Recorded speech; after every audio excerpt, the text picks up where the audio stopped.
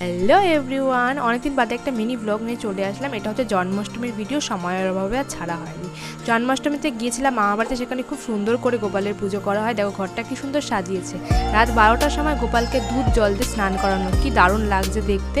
আর সেদিনকে রাত্রেবেলা অল্প কিছু ভোগ দেওয়ার পর পরের দিনকে মামা বাড়িতে দেওয়া হয়েছিল, ভীষণ আয়োজন করা হয়েছিল ভোগের।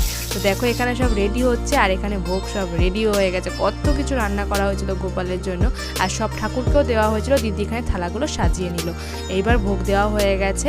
তারপর দেখো ভোগে আমরা কী কী দিয়েছি, এখানে লেস আর চকলেটও দিয়েছিলাম ঠাকুরকে।